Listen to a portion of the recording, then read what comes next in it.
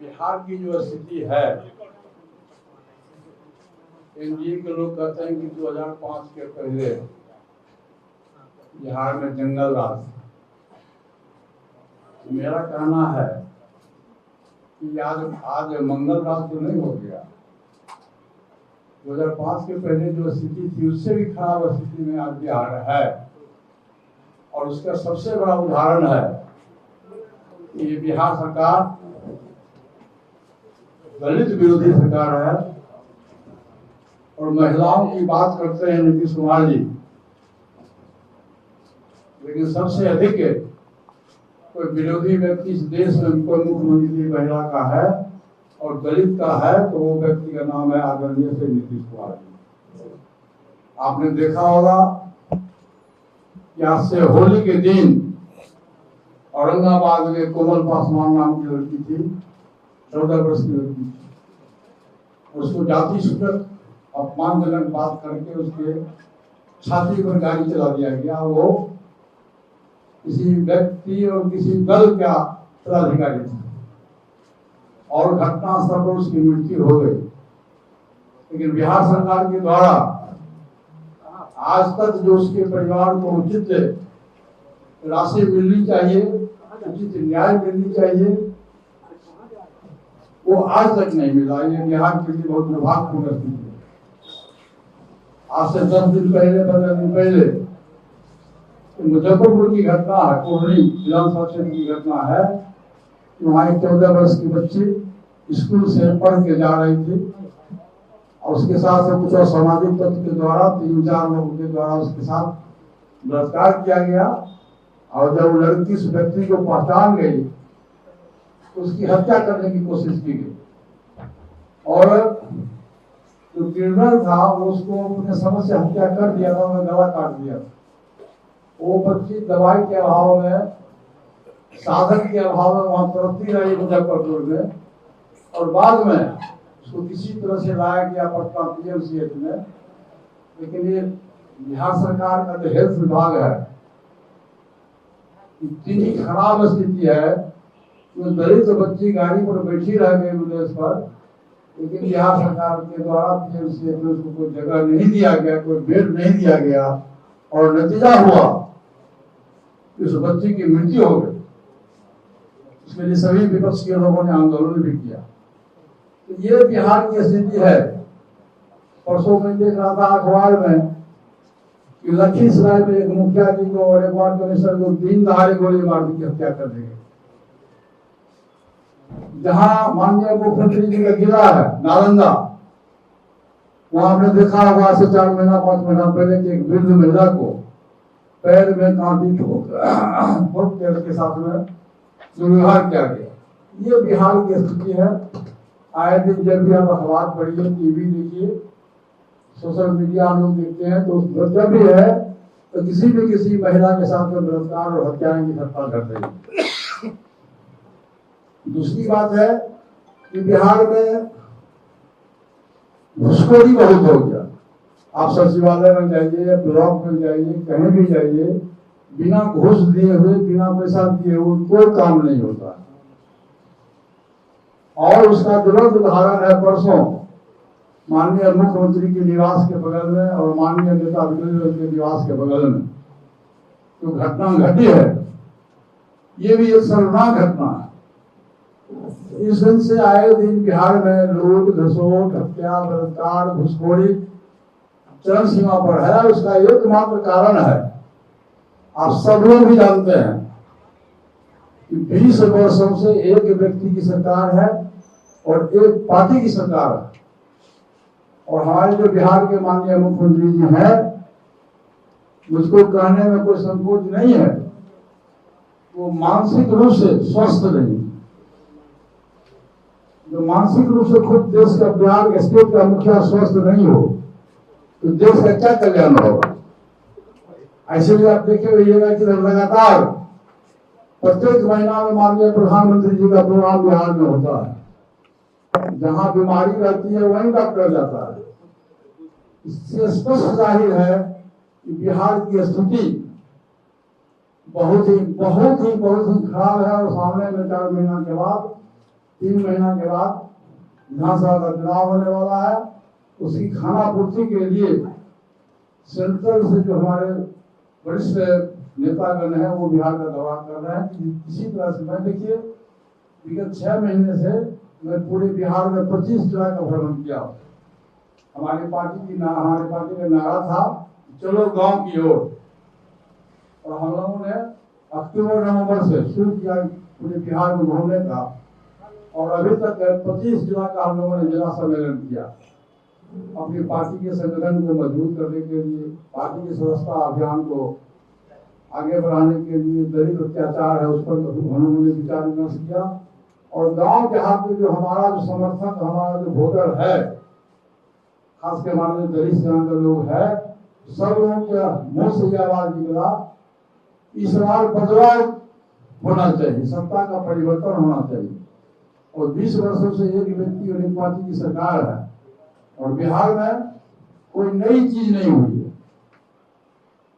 जबकि केंद्र में भी आपकी सरकार है, बिहार में भी सरकार है, डबल इंजन की सरकार है, लेकिन बिहार में कोई बड़ा चीज जो मिलना चाहिए, कोई बड़ा कल कारखाना हो, कोई बड़ा चीज हो, वो बिहार को नहीं मिला।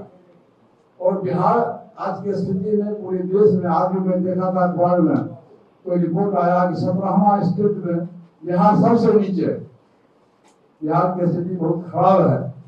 इसलिए आज जो प्रेस वार्ता में हम लोगों ने किया है कि बिहार में सत्ता परिवर्तन होना चाहिए, और बिहार की जनता से मेरा आग्रह है कि भविष्य में अक्टूबर नवंबर में जब भी चुनाव हो तो बिहार में सत्ता से जो व्यक्ति सत्ता में है, जिस पार्टी की सत्ता है, उसको सत्ता परिवर्तन आवश्यक है। दूसरा डिमांड हमारा है चौकीदार और वफादार।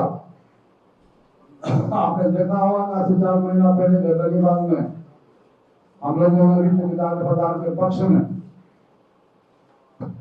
आंदोलन किया था। वो चौकीदार जो आजादी के वर्षों पहले से, अंग्रेज के जमाने में, अंग्रेज जमाने से पहले, मुगल पीरियड से एक पार्टी नहीं, एक जाति का वर्चस्व था, एक जाति के लोग चौकीदार और वफादार को काम किया करते थे। गांव में जो रखवार होता था, जमीन की रखवारी करता था, वो भी चौकीदार समाज के है। वो तो हमारे परिवार के, हमारे चाचा थे रखवार, हमारे चाचा थे चौकीदार। उस समय में 5 रुपया 10 रुपया मिलता था। उस समय से उन्होंने देश की सेवा की, खास करके बिहार के लोगों की सेवा किया, निष्पक्ष होने किया। और पासवान का अर्थ होता है रक्षक, पासवान जाति के मतलब रक्षा करने वाला जात हमारा है, और निर्भीक जात है जो होना चाहिए। और उसको जो समय आया तो चतुर्थ वर्ग की श्रेणी का दर्जा मिल गया स्वर्गीय जगन्नाथ मिश्रा जी के टाइम में। चौकीदार के लोगों को देख करके उन्होंने चतुर्थ श्रेणी में दर्जा दिया, और तब से आज तक अब उस पर सभी लोगों का नजर चला गया।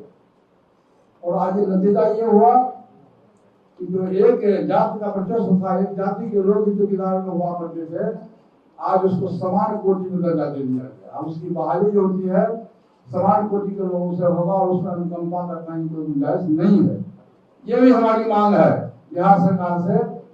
और खास करके नीतीश कुमार जी को मैं जरूर कहूंगा कि नीतीश कुमार जी पासवान विरोधी। मैं पहले भी कहा था, जब नीतीश कुमार जी सत्ता में आए तो संविधान के विरुद्ध उन्होंने बिहार में दलित और महादलित का गठन किया। उन्होंने समाज को तोड़ने का काम किया, जोड़ने का काम नहीं किया।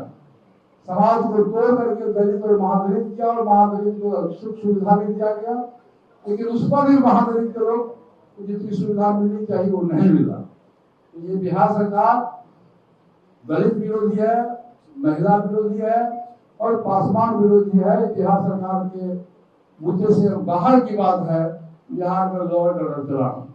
ये हमारा मुख्य उद्देश्य है। हाँ बोलिए। सवाल भी 2025 का चुनाव है जी जी। जो और आपकी पार्टी जो है अभी तक ये नहीं की है कि किस पार्टी की तरफ जाएगी या गिनाई। नीतीश कुमार कहा कि मानसिक रूप से अकेले मैदान में क्या लगता है चुनाव? एक बार मेरी बात सुन लीजिए। पूरे देश में 2 गठबंधन है, इंडिया गठबंधन है और एनडीए गठबंधन। मैं 2014 में एनडीए गठबंधन का मैं प्रमुख सहयोगी दल था और उस दिन से तकरीबन 11 वर्ष तक हम लोगों ने बहुत ईमानदारी से काम किया और 14 अप्रैल 2025 को हमारी पार्टी का फैसला हुआ कि हम एनडीए गठबंधन से हम अपना नाता तोड़ते हैं। भाजपा विश्व की सबसे बड़ी पार्टी है, जहाँ 25-26 है छोटे छोटे दल का गठबंधन है। इसी तरह से बिहार में भी है। तो हमारी पार्टी तो छोटा पार्टी है, छोटी पार्टी है। हम अपने पार्टी के संगठन को पूरे बिहार में 4-5 महीना के अंदर में 25 जिला का भ्रमण किए हैं। हम अपने पार्टी के संगठन को मजबूत कर रहे हैं और उसमें हम इंटरनल सर्वे भी कर रहे हैं कि हमारा उम्मीदवार किस विधानसभा क्षेत्र में जीता हुआ उम्मीदवार होगा। वो हम लोग का सर्वे अभी चालू है। अभी हम लोग इस गठबंधन में जाएंगे जो हमारे हित की बात होगी, जहाँ हमारा सम्मान होगा, जहाँ हमारी व्यवस्था होगी, हम उस गठबंधन में जाएंगे। हम किसी भी गठबंधन के साथ मिलकर चुनाव लड़ेंगे। एनडीए छोड़ के आप किसी भी गठबंधन? हाँ, एनडीए छोड़ के, जैसे मैंने छोड़ दिया 14 अप्रैल को बाबा साहब भीमराव अम्बेडकर की जयंती के अवसर पर आप इस मीटिंग में थे। इसलिए हम लोगों का जो सपना, हम लोग बाबा साहब भीमराव अम्बेडकर के परिवार के लोग, हम उनको परिवार के लोग मानते हैं। वो हमारे समाज में दलित समाज के जो देवता स्वरूप है। आज बाबा साहब भीमराव अम्बेडकर नहीं रहते, आज हम लोग इस चेयर पर नहीं बैठते। उनके साथ भी अपमान हुआ, केंद्र सरकार के द्वारा उनके साथ भी अपमान हुआ। मैं इसकी भी निंदा करता हूँ। और जब भी समय आएगा, जब भी चुनाव का समय नजदीक आएगा, अभी किसी दल का गठबंधन फाइनल नहीं हुआ, सीट से फाइनल नहीं हुआ।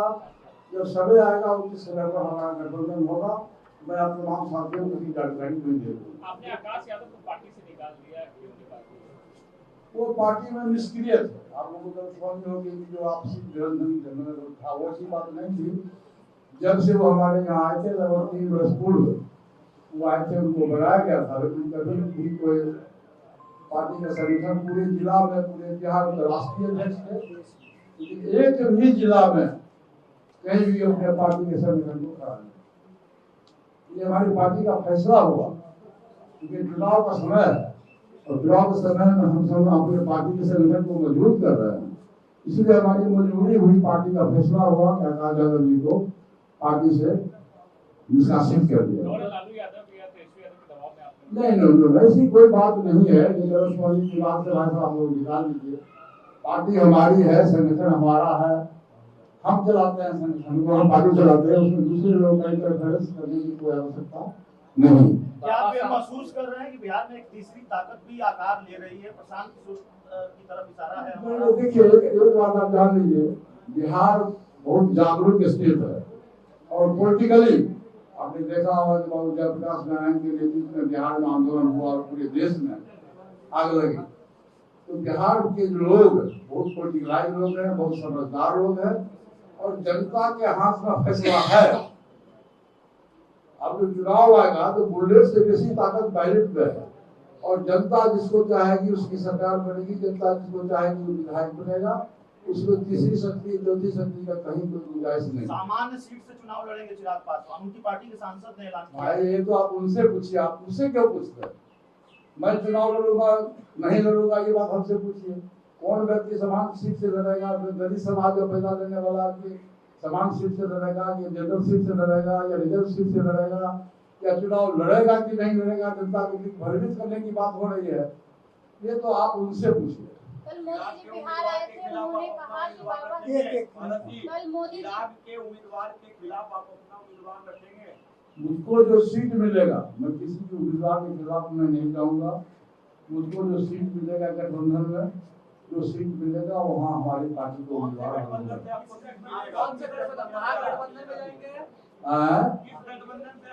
मैंने आपको कहा कि समान समझौता जो हमारी विचारधारा के है, जो सोशलिस्ट दलित पिछड़ा करियर के जो रिवायती लोग हैं, जो दल बिहार में समाजिक न्याय के लोग जो लोग हैं, हम उनके साथ में हमारी पार्टी की समझौता होगा और जो भी सीट मिलेगा हम निश्चित रूप से उस सीट पर हमारा उम्मीदवार जीते। कितनी सीटों पर चुनाव होगा ये तो समय बताएगा भाई साहब। अभी तो किसी भी दल का फैसला नहीं हुआ। आप बताइए, भारत की बड़ी पार्टी का फैसला हुआ? आरजेडी और कांग्रेस का फैसला हुआ है समाज आयोग का और अभी अभी अभी फैसला होगा भी नहीं। देखिए जब समय आता है तो ये लड़का तो चिपकाया जाता है। भाजपा लगातार बाबा साहब भीमराव अंबेडकर के अपमान के बारे में लालू यादव पर सवाल उठा रहे हैं, क्या कहेंगे? सबसे पहली बात तो भाई साहब ये है कि बाबा साहब भीमराव अम्बेडकर के संबंध में पार्लियामेंट हाउस में जो आपत्तिजनक बात है हुआ, उससे बड़ी बात और कुछ नहीं होती। लालू जी अपमान ये चुनावी स्टैंडर्ड अगर लालू जी बीमार करते हैं, उनका 70वां जन्म दिवस था और उनकी आदत है, शुरू से आदत है, आप लोगों ने देखा होगा उनका पैर नीचे रखने में पैर फूल जाता, इसलिए कुर्सी पर रखे हुए थे। बाबा साहब भीमराव अम्बेडकर की मूर्ति आया उसको लालू जी ने देखा भी नहीं, कोई वर्कर साथ सकते, इसलिए उनके नीति में और नियत में कहीं कोई फर्क नहीं है। और सामाजिक न्याय के सबसे बड़े बिहार में लालू प्रसाद यादव जी हैं, जिन्होंने सामाजिक न्याय की बात करी और शोषित दलित पिछड़ों का उन्होंने आवाज दिया। इसीलिए ये बात कहना कि लालू यादव जी ने बाबा साहब भीमराव अम्बेडकर की मूर्ति का अपमान किया, मैं समझता हूँ कि पॉलिटिकल सर महागठबंधन आप लालू जी एक क्वेश्चन है, एक ही सवाल है कि महागठबंधन के प्रति आप काफी सॉफ्ट हैं, लालू जी से मुलाकात भी हुई है, फिर गठबंधन पर इतना सस्पिशन क्यों है? कोई सस्पिशन नहीं है भाई साहब। एक बार जान लीजिए कि 15 जनवरी को हमारे यहाँ आए थे आदरणीय लालू प्रसाद यादव जी और 77 से मैं विधायक रहा हूँ, 8 बार बिहार विधानसभा सदस्य रहा हूँ और उनसे मेरा पुराना रिश्ता रहा। और 2090 में पहली बार आदरणीय लालू प्रसाद यादव जी बिहार का तमाम संभाले थे तो मुझको भी उसमें शामिल किया गया था और मैं भी उनके मुद्दे काल में 3 बार बिहार सरकार का मंत्री रहा, स्टेट मिनिस्टर रहा, कैबिनेट मिनिस्टर रहा और शुरू से आज तक राजनीतिक मतभेद अलग है लेकिन लालू प्रसाद यादव जी से और मेरा रिश्ता बड़ा भाई का रहा है। इसीलिए जब मैं उनके यहाँ के निमंत्रण मिला तो वो बीमार हालत में भी मेरे घर पर आए और उनके यहाँ भी जब इफ्तार पार्टी हुआ तो उन्होंने उनको निमंत्रण दिया तो मैं भी वहाँ गया। तो एक व्यक्तिगत रिश्ता शुरू से बड़ा हुआ और राजनीतिक रिश्ता भी शुरू से बड़ा हुआ, इसमें कोई फर्क की सवाल नहीं।